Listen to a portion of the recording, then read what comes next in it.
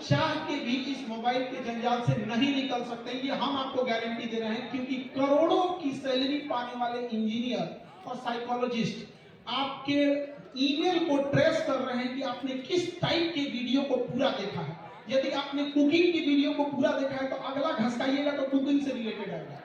वो 1 महीना टाइम खर्च करके आपके उस ईमेल से 10 से 20 आपके इंटरेस्टिंग टॉपिक को ढूंढा है, आप घसकाते जाइएगा वही आएगा।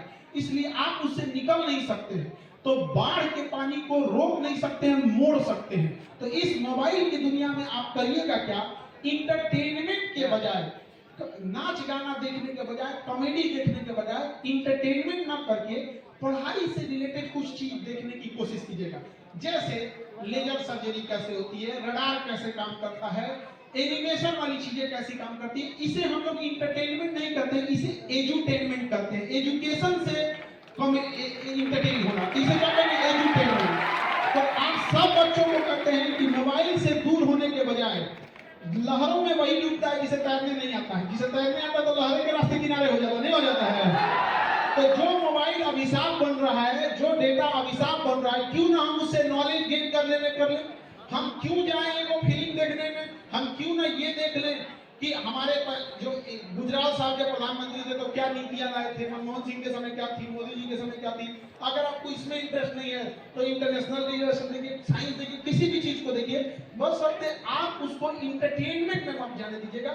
वरना जब आप इंटरटेनमेंट में जाते हैं दिमाग आपका संकुचित होते जाता है, और संकुचित दिमाग कभी ज्यादा लोड नहीं ले सकता है। इसलिए दिमाग का जो स्ट्रेस है ना, इस चीजों को आप अपने आप को कंट्रोल कीजिए। तो मोबाइल की दुनिया से भी आप लोगों को क्या करने की जरूरत है, बाहर निकलने की। लेकिन कोई भी पुरुष या यंग एज जो है वो बर्बाद किस चीज में होता है, पहला उसे नशा लग गया तब, या तो गुटखा, पान, शराब, जो चीज का नशा है, अगर वो नशा फिल्म की सप्लाई हो रही है, इधर से हो रही है, और हमारा पड़ोसी या कोई भी देश क्या चाहेगा, यंग जनरेशन नशे में क्या हो जाए, बर्बाद हो जाए। और आप लोग को ये लग रहा है कि आपको नशा पड़ोसी दे रहा है तो गलतफहमी में है आप लोग को, ये इंटरनेशनल शिकार हो रहे हैं आप लोग, इससे बच के रहिएगा। आजकल तो एक फैशन हो गया है, मच्छरदानी का फट्टा देखेंगे आप लोग, पातर होता है, बसवा काट के बनाया जाता है मच्छरदानी के फट्टा। मच्छरदानी के फट्टा ऐसा छाती हो गया है घास के। अच्छा, और आप सिगरेट पी के धुआं उड़ा रहा है, बैल कहेंगे एक लाख मार देगा तो आर पार हो जाएगा।